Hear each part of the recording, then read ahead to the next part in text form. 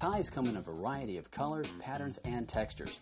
And no matter your age or profession, ties provide you with an opportunity to stand out in a crowd. So whether you're dressing for work or a special occasion, a skillfully knotted tie will allow you to make a lasting impression. Oscar Wilde once said that a well-tied tie is the first serious step in life, and he was right. On more than one occasion, I have attended meetings where the speaker stepped up to the podium with a crooked tie, or worse yet, a carelessly knotted tie. Naturally, my eyes went directly to his neck, concentrating initially on his tie rather than his presentation. And much like women will use a pin or a scarf to accessorize their outfit, you should look at your tie as an artistic accessory. More importantly, consider your choice in knots as the final piece to your wardrobe. After all, you choose a tie to accent your wardrobe. Make sure you accent your tie with the proper knot. There are 5 different tie styles making up the foundation of today's fashion. So let's get started. They are the 4 in hand, the Windsor, the half Windsor, the Shelby, and the bow tie. Now don't laugh. Although it isn't overly popular right now, the bow tie definitely makes a bold statement. Now not everyone has the proper build or personality to wear the bow tie, but you do take notice of the person wearing one, right? Well, we'll get to this in a moment, but first we'll cover one of the more popular knot styles, using a contemporary style tie, the 4 in hand, also known as the simple knot. The 4 in hand knot is the smallest and most precise of knots, dating back to the days of the coach and 4 in England, when the coachmen would tie their ties using this method to prevent them from flying in the wind while they were driving the team. Okay, let's start with the basics. Begin by draping the necktie around the collar with the seam lying along the collar facing in. The wide end of the tie should be on the side of your dominant hand. If you're right-handed, then start on the right. First, let's walk through the steps of the 4 in hand. Start with the wide end of the tie on your right and extending a foot below the narrow end. Cross the wide end over the narrow end and back underneath. Continue around, passing the wide end across the front of the narrow end once more. Pass the wide end up through the loop between the knot and your neck. Pass the wide end down through the knot in front. Draw the knot up tight to your collar by holding the narrow end of the tie and sliding the knot snug. Now let's walk through the 4 in hand again. Turn up the collar and button it at the neck. This allows the necktie to glide gently along the collar without wrinkling or stretching the fabric. Begin with the wide end of the tie on the side of your dominant hand and extending about a foot below the narrow end. Notice that on most ties, a diagonal seam is about midway on the tie. This is usually a good gauge as to where to make your first cross. Cross the wide end of the tie over the narrow end and back underneath. Bring the wide end over the front and then pass it up between the neck and the knot, holding the loop open with your left finger. Pass the wide end down through the knot. And notice that by tucking the loop through with your index finger of the right hand, this allows you to maintain the knot while you pull the material through. And this goes for all knots. Shape your knot and draw it up tight. Turn down the collar. And there you have a nice, clean 4 in hand. Next, we'll help you master the half Windsor. Now pay close attention because I'm about to reveal a new twist to the traditional directions. Why is this necessary? Well, the half Windsor has always appeared to be a little lopsided, until now. Start with the wide end of the tie on your right and extending a foot below the narrow end. Cross the wide end over the narrow end and wrap it back underneath. Bring the wide end up towards your face and turn down through the loop to your right, not your left. This is the new twist. Traditional directions say to go to your left. However, we found that bringing the wide end to your right results in a more symmetrical knot. This allows you to pass the wide end around the front from your right to left. Then, go up between your neck and the knot, and down through the knot in front. Tighten carefully and draw up to the collar to complete the new and improved half Windsor.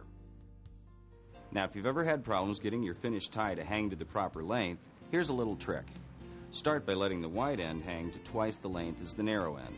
To check if you've done this properly, draw the wide end up to the edge of the neck. The length of the doubled end should be equal in length to that of the narrow end. Now you'll want to experiment with any new tie though, because there are a number of variables that affect the length of the final tie. The thickness of the material and the length of the tie itself, the thickness of the neck and the length of the torso. Also, knot styles require differing lengths of material, so you'll want to vary the point at which you make your first cross. Now let's step through the half Windsor once more. The wide end of the tie should be on the side of your dominant hand and extending at least a foot below the narrow end. Cross the wide end over the narrow end and back underneath. Bring the broad end up towards you and then down through the loop between your neck and the knot, and sweep the wide end to the right this time, not to the left. This is the new twist. This allows you to bring the broad end from the right across the front to the left, and then bring the broad end up between your neck and the knot, pass it down through the loop, draw your material,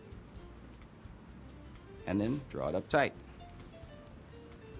And there you have a half Windsor. See how even the two sides are? I should point out that after being tied, the tips of the necktie should touch the waistband of the pants, and the two ends of the tie should either be equal in length or the narrow end a fraction shorter. Remember, the inside of the wide end of the tie has a band into which the narrow end of the tie is tucked to hold it in place. The Windsor. If not done properly, this knot can come out looking very large, bulbous, and unsightly. So pay special attention on this one. It's worth the extra effort. Start with the wide end of the tie on your right and extending a foot below the narrow end. Cross the wide end over the narrow end and bring it up through the loop and down to your left. Next, bring the wide end around behind the narrow end to your right. Bring the wide end up from the front and through the loop coming back down on your right. Then bring the wide end to the left across the narrow end. Turn and pass the wide end up through the loop and complete by slipping the tie down through the knot in front, tighten, and draw up comfortably to the collar. Most standard neckties come in lengths from 58 to 60 inches. Taller men, or those of you who choose to wear a Windsor knot, which requires the most length of material, will require a somewhat longer tie. Now, let's step through the Windsor once more, slowly. Take the wide end over the narrow end, and up and around the narrow end on the left, crossing underneath. Bring the wide end up and towards you, down through the loop between your neck and the knot on the right. This forms the V. Now, bring the broad end from the right across the front of the knot to the left, and bring the knot up between your neck and the knot. Tuck it down through the loop in the front of the knot, shape and form, and draw it up. There you have a full Windsor. When properly tied, it should have a nice clean dimple like this. Bow ties.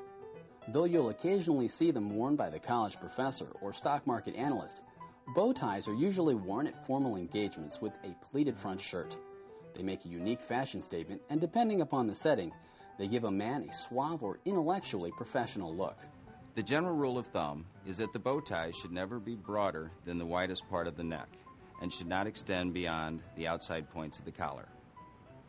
Start with the end in your left hand, 1.5 inches below that in your right hand. Cross the longer end over the shorter end and pass up through the loop. It's important to make sure the tie is snug against your collar at this point.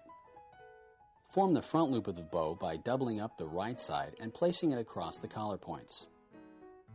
Hold this front loop with the thumb and forefinger of your left hand. Drop the long end down over the front. Using your forefinger, push the hanging end of the tie up behind the loop in front and poke the resulting loop through the knot behind the front loop as shown. Even the ends and tighten. It's really not as complicated as it looks. Here, let me show you. Begin with the left side, 1.5 inches longer than the right side.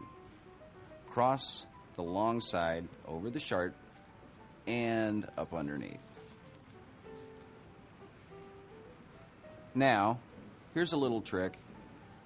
Tighten at the neck and be sure to even up the two ends. Now, draw the lower portion up and double it over on itself. Now sweep the top end over the front and then poke in from behind. Draw it through. Turn down your collar.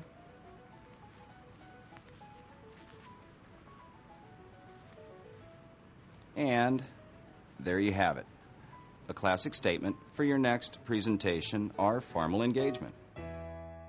Now for our final demonstration, a new style that's finding wide popularity, the Shelby. Start with the tie inside out. Cross the wide end under the narrow end. Bring it up, then over and down through the loop to your right. Sweep the wide end across the V from your right to your left. Then take the wide end up and through the loop between your neck and the knot. Now bring it back down through the knot and tighten. As you may have noticed, the steps involved in tying the Shelby are definitely different, particularly step 1. Begin with the tie inside out. Cross the broad end of the tie under the narrow end and draw the wide end up towards you and down between your neck and the knot. Sweep the broad end to the right. Now pass the broad end across the front of the tie from right to left. Bring the wide end up between your neck and the knot and down through the loop in the front. Draw your material down, shaping. Drop your knot to the collar. Lower your collar. And there you have the most recent addition to the classic collection of knots, the Shelby. See how nicely it dimples?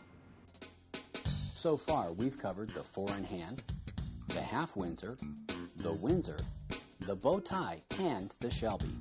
Now, every time you tie one of these knots, you'll inevitably need to remove the tie.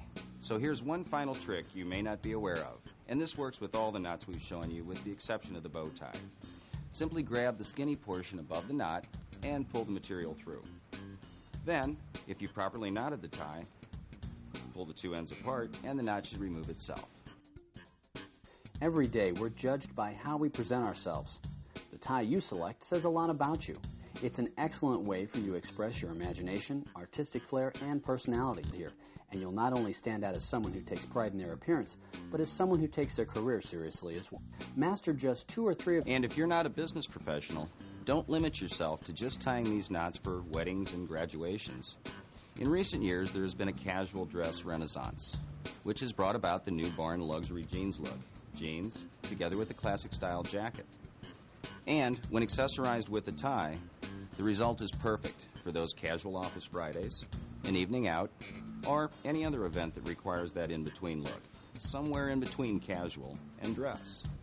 So, whether you wear a tie daily, or whether this is the first time you've ever tied a tie, we hope the information presented here will help you look your best.